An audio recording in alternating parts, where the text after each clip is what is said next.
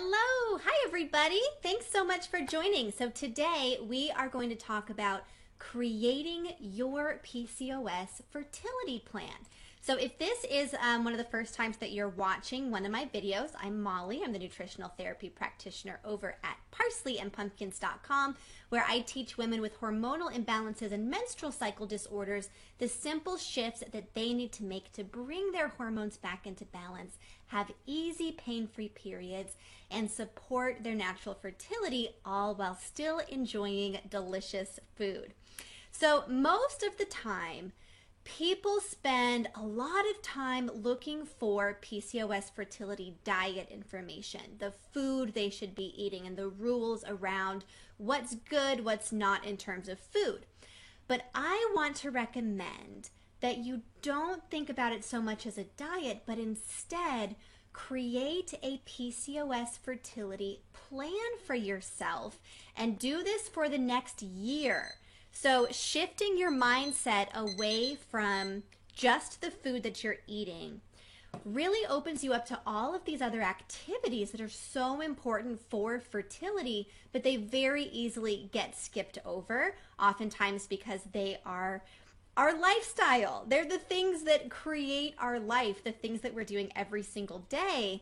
And it can be a little daunting to change all of them at once. It can be a little daunting just to think about needing to change any of them in the first place. But I really want to recommend that you do just a short little activity, jot down some of these ideas as we go through them to really set yourself up to make some really good change and momentum this year. So your PCOS fertility plan will of course include the food, like what are you actually eating on a day-to-day basis? What are your do's and don'ts and the rules around that you're going to create for yourself? This is also going to include your sleep. How much sleep do you actually want to get every night? How much exercise do you want to get every day? What kinds of stress relieving activities do you want to practice? And then you also need to include anything you want to learn about this year. So this could be books that you want to read, topics that you want to research. This could be labs that you want to have run, that you want to talk to your doctor about having run so that you can learn some information about your internal biochemistry. And then this is also going to include how you want to go about monitoring your fertility signs throughout the next year. Are you going to do basal body temperature charting? Are you going to use ovulation predictor kits? Looking at all these different things, or are you going to do a combination of different fertility sign monitoring, which is what I always recommend, especially if your periods are pretty irregular. Having a few different things that you're monitoring can help you get a much clearer picture.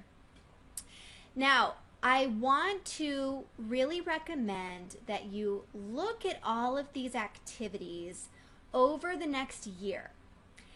And I know that for many of you watching, for most of my clients, the idea, just thinking about still having PCOS a year from now can feel excruciating.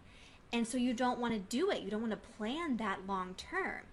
But what you need to know is that planning for the next year does not mean that it's going to take a year, right? You can think ahead about everything you want to do, the books that you want to read. These are the lab tests that I want to have done. These are the new foods and recipes that I want to learn how to cook and incorporate into my diet. And the planning of these things is not going to make it take a year to get results. Does that make sense? And in fact, switching to that long-term thinking can actually get you the results much, much faster, because you go from being in this daily feeling of hoping that things will change, and you switch it to a daily thinking of actively working towards the change and living from this place of creating the change that you're wanting to see, right? Okay, if this is making sense so far, please type yes into the comments. Let me know that we are on the same page and that this is making sense. So once you have your plan, right, this is like the ideal, everything that we want to do this year, all the things we want to learn, all the tests we want to have run, all of the different foods that we want to eat or avoid. Once you have that plan, the next step is to plan to overcome your obstacles. Now, when I figured out this part in my own life, I learned this from Brooke Castillo. She does the Life Coach School podcast. If you haven't heard it, I highly recommend it. This was such a game changer for me in so many areas, and I think it is so, so crucial for anyone really dealing with any kind of health issue, but especially fertility, where we just want it to happen so, so bad. And there are a lot of things that we need to do. So anytime we set really big dreams or goals for ourselves, our brains immediately come up with all of the reasons we can't do it, right? I'm sure you've had this happen in other areas of your life. You think about, oh, I really want to travel to this location, and your brain immediately is like all of the reasons that it won't happen. So for example, if you say to yourself, I am going to completely reverse my PCOS and I'm going to get pregnant this year. Saying that sentence, your brain is very likely going to come up with all of these reasons why it won't happen. And your brain is just misguided. It's trying to help you. It thinks it's being helpful.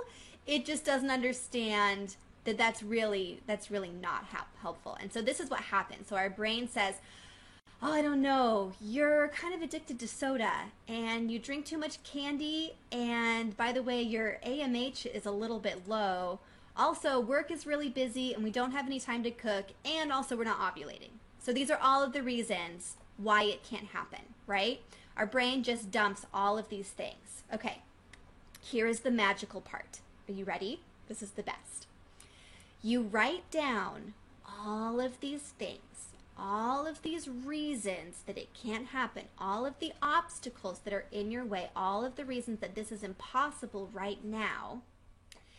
And those things become your to-do list. Okay? So if the first reason on your list is that you're addicted to soda, and so you're drinking too much sugar, and you know that this is related to your PCOS and your hormonal health, your first to-do list is to make a plan to get off of the soda, right? And so you try things. You try different substitutions. You try different habits. You'll try things and you'll fail, and you'll try again, right? And you keep trying things until you have achieved that and you no longer need soda and you're able to just drink water, coconut water, these other healthy beverages throughout the day, and you're not feeling deprived. Your energy is okay. You're just free from soda. Now, some of them, the action will be obvious, right? So if your brain comes up with, you drink too much soda, and so that's an obstacle and a reason why this won't happen for you, then there's an obvious answer, which is to, do the research, come up with how to stop drinking soda. There will be other things on your list that are not obvious, right? So especially anything medical, the answer is not going to be immediately clear. And especially if your doctor has not given you much hope, which I hear very often from almost all my clients and from friends and from so many people, even in areas outside of fertility or PCOS, is that there sometimes isn't a lot of hope given from the medical community. And so if that is your story as well, this is where you build some learning into your plan, right? So there are amazing books that you can read. There are articles. You have access to PubMed. If you have the internet, you can do some of this research and you can look for some second opinions online. You can talk to other professionals. You can do this research to figure out what are the action steps that you need to do, right? And so if your brain comes up with these extra obstacles, like, oh, we don't have time to do that. Work is crazy. We have all these other obligations. There's no way that we can get that done. Then you come up with a solution to that obstacle, right? So you work with someone. So you hire someone like me, right? And we do the detective work for you to figure out what those things are and to do that research to see what's going on. So what I don't want you to do is spend the next year doing the same things that you've already been doing and just wishing and hoping that things will change, right?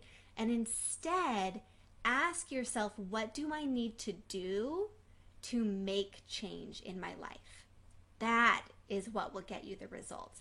And that shift is massive. That's the difference between this time next year being in the same place and this time next year being in a completely new space with just so many things resolved and with PCOS cleared up, with maybe a baby, with having regular periods. All of these things are possible, but the hoping for them, the wishing for them, the dwelling in the wanting of them is a very different action than figuring out the little steps, the little things that you need to do each day to build the momentum towards creating that change. And if you enjoyed this video, please click that like button below and be sure to subscribe to my channel for a new video every single Monday. Next week, we're going to be talking about how insulin resistance affects PCOS, so be sure to tune into that. And if you are ready to bring your hormones back into balance, have easy, pain-free periods, and support your natural fertility, then connect with me over at parsleyandpumpkins.com. I'll talk to you soon.